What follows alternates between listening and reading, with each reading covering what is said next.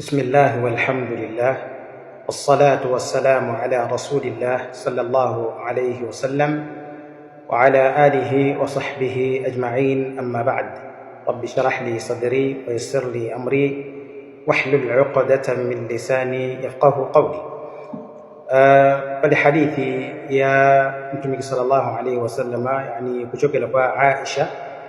رضي الله تعالى عنها قالت أدلنا كتي كان رسول الله صلى الله عليه وسلم كتي أدال تنقى الله أنتم محمد صلى الله عليه وسلم يعجبه التيمن في تنعله كتي أدال تنقى الله صلى الله عليه وسلم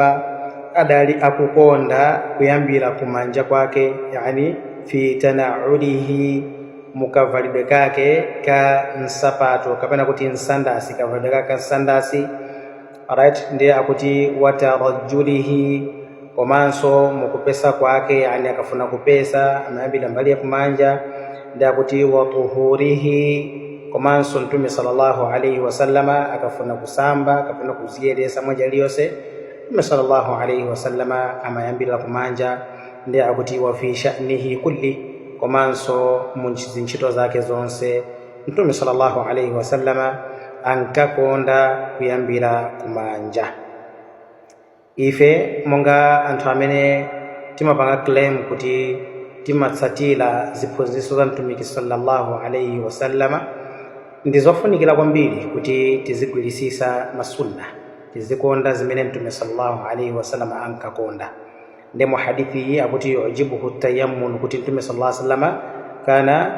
Rasulullah sallallahu alaihi wasallam yujibuhu tayammun fi tana'ulihi kuti ankakonda Mtume sallallahu alaihi wasallam yani kuyambira kumanja fi tana'ulihi mukavalde kake kansandasi kapena kuti sapato watarajulihi yeyo akafuna kupesa kama yambiranso kumbaliza kumanja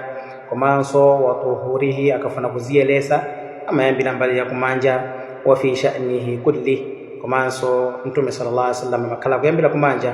akakhala kuti akuchita zinchito zake zonse.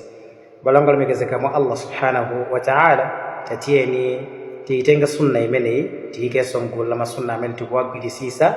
mkumapanga nthawi zonse insha Allah, chifukwa ngati tikufuna zochuluka zabwino kuchokera kwa Allah subhanahu wa ta'ala ndiye tikuyenera kuti tizikhala tikukonda ndikuchita zimene ankakonda komanso kuchita Mtume alayhi salatu wassalam. Barakallahu fikum wallahu a'lam. Assalamu alaykum wa rahmatullahi wa barakatuh.